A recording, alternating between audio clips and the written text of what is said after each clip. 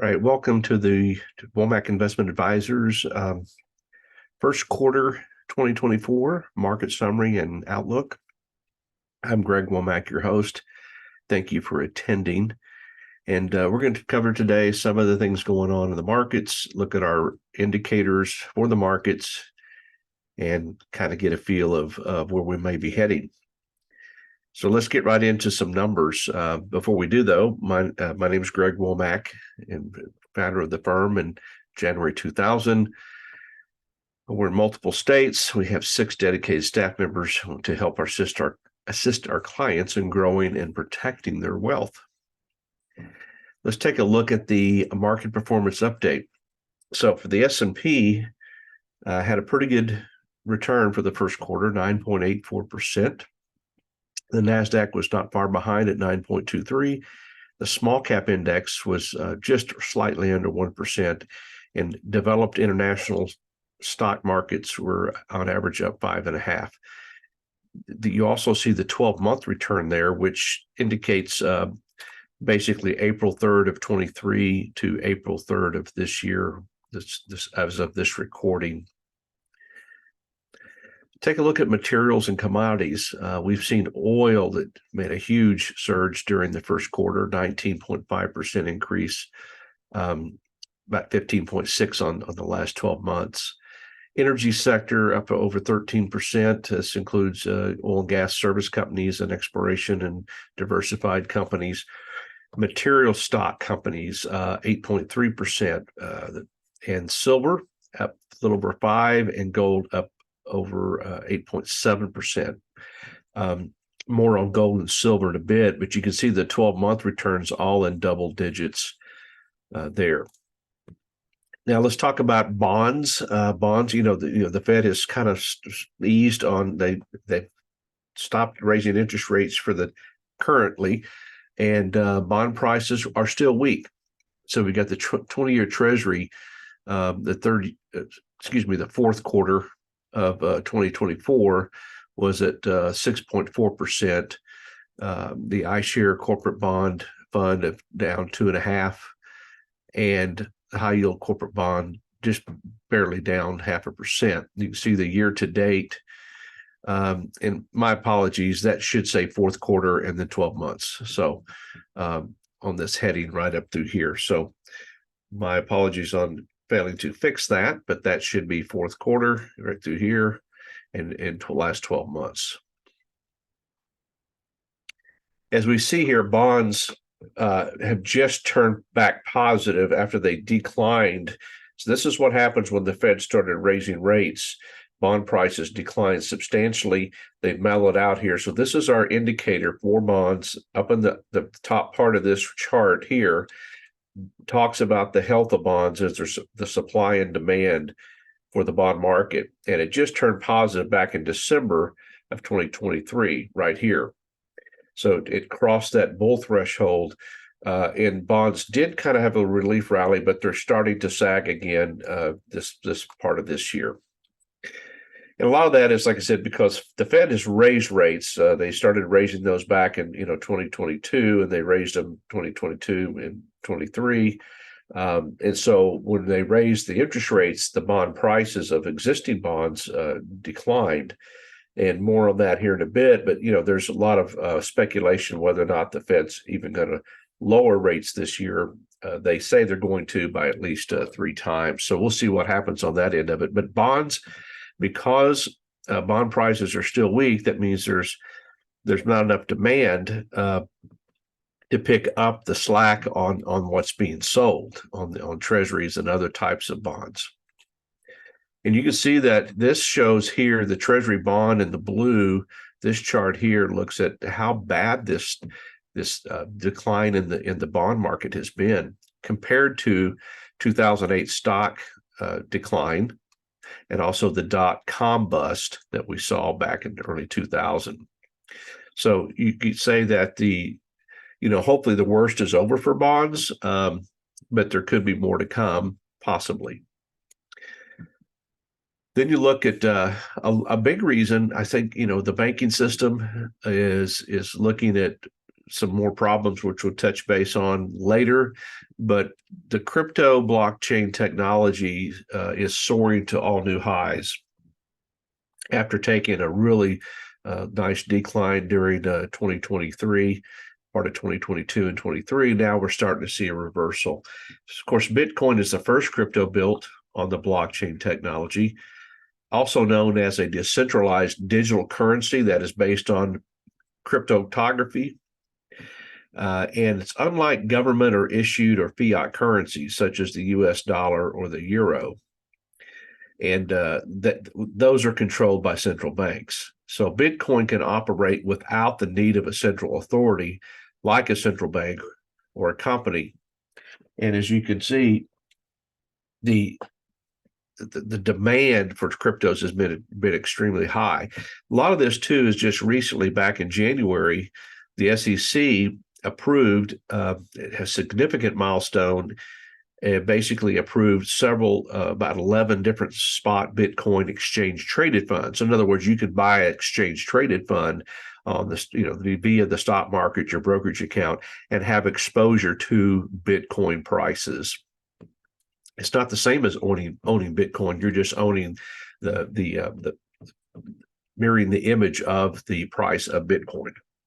So that was a big approval that signals a major shift in the investment landscape. So it's going to offer both institutional and retail investors new avenues for Bitcoin and cryptocurrencies. Also, we're seeing that the BRICS nations, is dealing outside of the dollar now.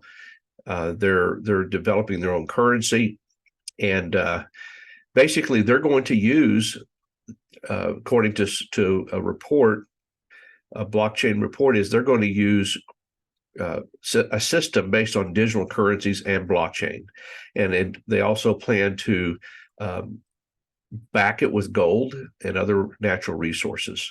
So more on that here in just a minute. But what we're seeing is banks around the world have been accumulating record amounts of gold. When I say banks around the world, we're talking about the central banks of the various foreign countries, and our country have been accumulating lots of gold. And a lot of that is due to the Basel III regulation, and it's designed to decrease damage done by the economy on banks, such as all the bad assets that they've had to take on their balance sheet. And so Basel III was introduced following the 2008 global financial crisis to improve the bank's ability to handle shocks from financial stress and strengthen their transparency and disclosure. So the regulation reclassifies physical allocated gold as a tier 1 asset, which is considered the safest tier, comparable to cash. So while it continues to categorize paper gold or unallocated gold as tier 3, so the future contracts or paper gold, or if it's unallocated, it's a tier 3, which is riskier. It encourages banks to actually purchase actual physical gold that's allocated. Okay, so that's been a huge boost. And I think that over the last several years, they've kind of kept gold prices depressed so these banks could actually buy as much gold as they can, and banks around the world to strengthen their banking system and their currencies in the event of a major default of a currency or a catastrophic event. And so now we're starting to see gold, after several years of these banks buying it based on this Basel III introduction of new standards. We're going to see, I think, gold continue to do well, and it's done extremely well. That's why we've always recommended at least 10 to 20% of a precious metals in a portfolio to protect against market uncertainty and to protect against inflation and the debasement of our currency, which is basically inflation. And we're starting to see that happen now. It's taken years for this to catch up, but it's finally here. And when you look at gold versus the dollar, the gold is in kind of the orange on this chart here. You can see the inverse relationship. Many times when gold strengthens or when the dollar declines in the blue, you see gold increase. And there's been times when the dollar has decreased for a long period of time, as you can see here, and gold extremely well. So this gold has been a great diversifier against currencies such as the dollar, and because it is considered to be sound money throughout the banking system in the world.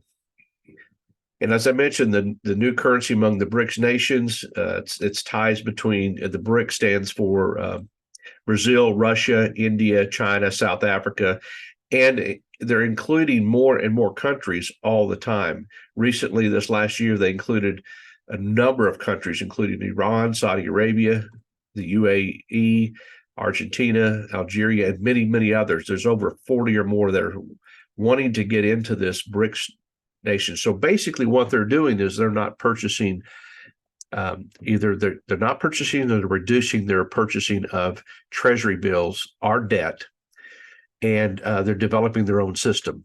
The dollar has been used, weaponized against the various emerging countries for many, many years. And so basically they're doing their own thing.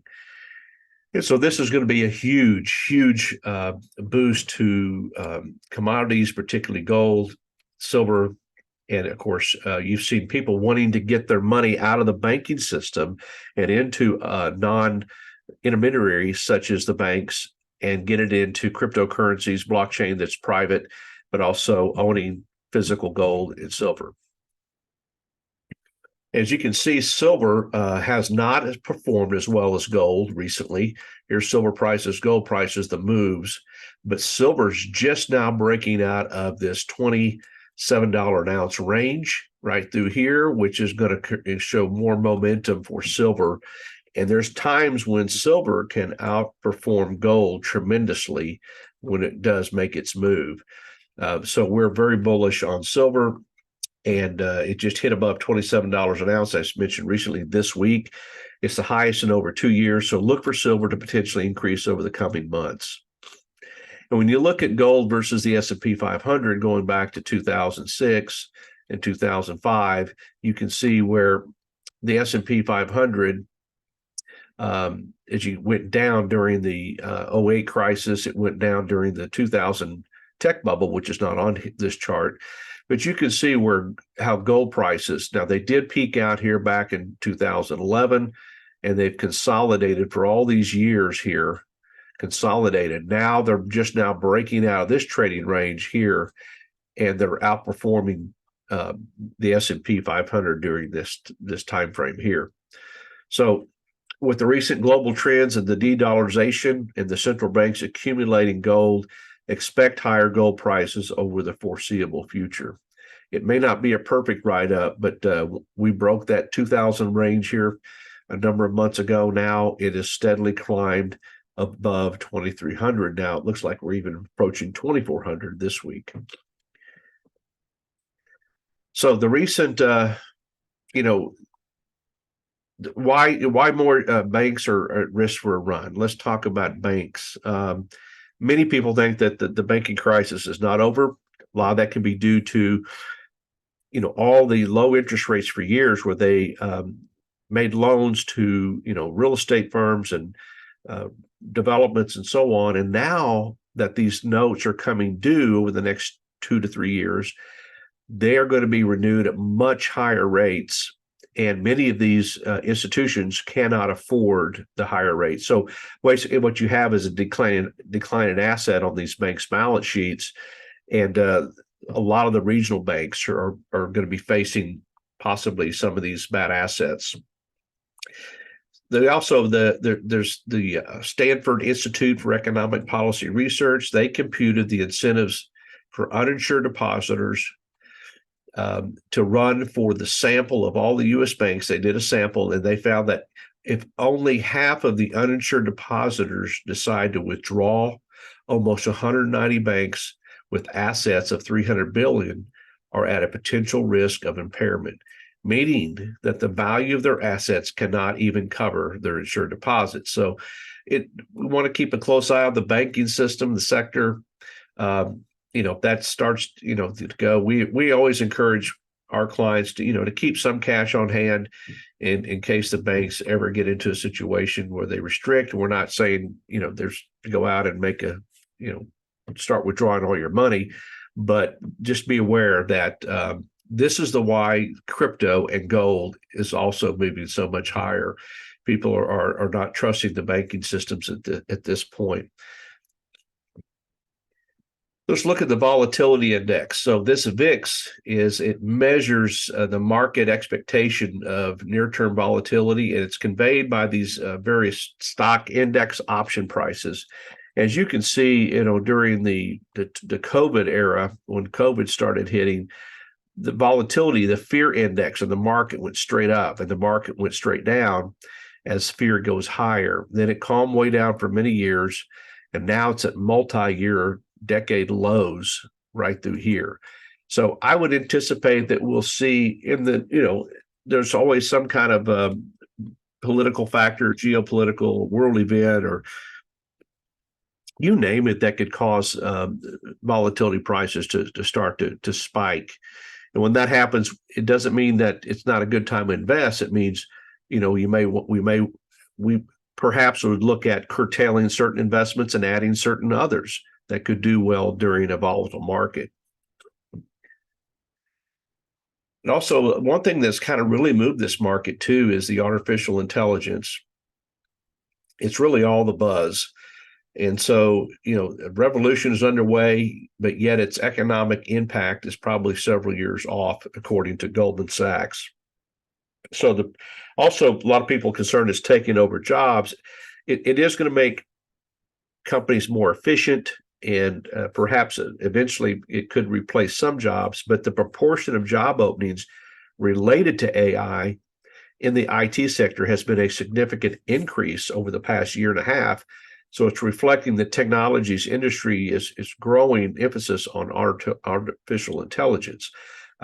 So artificial intelligence has been used for many years, but it's just becoming a really hot thing, and especially with these supercomputers that can really crunch the numbers and come to end results at a much faster pace and look at all aspects of a person's, whether it's their work, the world in trading, whether it's computers and technology, huge opportunity. And so we've sprinkled a couple of companies in our portfolio that have exposure to the supercomputing and other types of AI technology. This will probably continue to be a very beneficial factor in the market, and we'll see how it develops. There's also some negative aspects to it as well, and we also want to be aware of those things. But let's talk about fact-based investing. So there's a lot of things going on in the market. People listen to the news every day. Some people watch it too much, and it's all based on opinions. If you listen to CNBC and other types of investment, news reports, you're going to get people on there. There'll be maybe 30 or 40 people giving different opinions. So they really don't know what they're doing. I mean, they do know what they're doing, but nobody has a clue what's going to happen in the future. Anything could mess it up. And it's all based on predictions and theories and opinions. So those are important to consider. But I also think it's very important that we look at what we call our fact-based investing. What does that mean? We want to look at the facts, because at the end of the day, the market could be frothy and people think, oh, I got to get out, or they call me and say, hey, let's get out, put some money in the money market or whatever. And when I look at the facts, it says, I understand, but the facts are telling us that's not the case. So we want to have something that's not going to just sway us based on someone's opinion or our emotions. And so what we look at is supply and demand. So every single tick in the market and every trend results from imbalances in the market in supply and demand. So what we look at is we don't try to make predictions. We don't require that market or investors be rational or efficient, and it does not remain. And we don't have to remain fully invested regardless of the market circumstances. So when we implement a fact-based strategy, we want to look at what is versus what might be and what ought to be. And when we do that, we look at indicators what is the market telling us? So this is an example of our bull bear indicator here for the general stock market, which is the S&P 500. So down here below is the chart of the S&P 500, and up here is our indicator. And this line that we see here is it's basically like a EKG of the market. And when it dips below this red line, that is kind of the bells go off and we get off the tracks. In other words, this tells us that there's not enough strength, there's not enough demand to pick up the slack that's being sold, and the market would then reverse its trend from bullish to bearish. And this is a great example. This is a historical, actual example when this happened back in October of 2000. And we saw the market over a 2.5 year period decline over 50%. Okay. And then when it goes back through the green, then we get more exposure to the market. It puts in the bottom, which was right here, and we ride up the next bull market. So this indicator looks at the internals of the market, and it tells us, is there enough demand for this trend to keep going? And if not, it will reverse the trend, and that's when we get more defensive. But you don't want to do it too soon. Don't want to do it too late, but it can keep us out of terrible markets and keep us exposed in good markets, even though there's volatility, because sometimes in an uptrend, you're going to have pullbacks and corrections along the way. But as long as that demand is still there, then we stay exposed. And so currently, right now, we are still in a bull trend. It has increased substantially. It started in April after a few months here of being negative in March of 2022. Then it went positive back in April of 23. And it did correct here, as you can see here, but it never went through the red line, and the market has continued to move higher. Got a lot of calls during this time right here, or several calls. People want to know if they should get out, and not until we get our indicator, and it didn't turn. So it did not turn. It basically stayed positive. And so we're still long in the market right now. And at some point, we may get a bear indicator, but right now we're not there. And we look at valuations of the market. So we look at long-term valuations. This is measured by the cyclically adjusted price to earnings ratio, which is called the CAPE right here. And so basically, it smooths out shorter-term earnings swings in order to get a longer-term assessment of market valuations. Stocks aren't cheap right now. We're here at a 35, but back here, it was over 40, over 42, but with the tech bubble right here. So we're not overly excessively overpriced, but we're not cheap either. So stocks do have some room possibly to continue to run based on valuations. Real quickly here, this is the international sector. It's now moving better. It's as of December of this last year, it turned to bullish right here. And so the international stocks are doing better. Real estate just in December turned more positive. When I talk about real estate, I'm talking more about commercial properties, office, real estate investment trust. Apologize for the blurry picture here, but the energy sector has been very strong, and it continues to making a new high based on the energy XLE industry sector. And I mentioned gold. Gold is breaking out into all-time highs right now. And so this is based on March of 2028. I think gold was like 2,200 an ounce. It's now over 2,300 an ounce. So in summary, we remain in a bullish territory for stocks, and we don't make any major changes until we get indicators that tell us to. Now we're following the good sectors, and some really good sectors right now. We do replace those from time to time and take some profits if need be.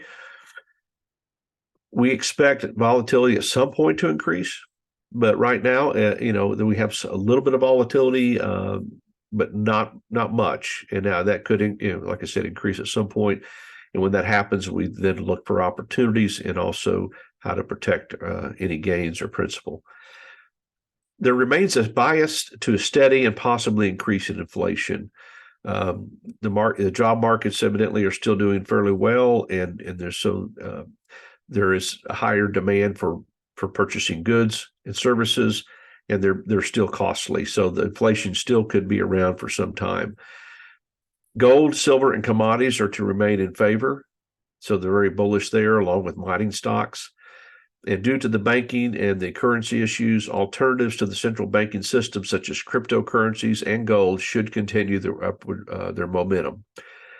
If you have questions about cryptocurrencies such as Bitcoin or XRP, Ethereum, there's some really great opportunities out there.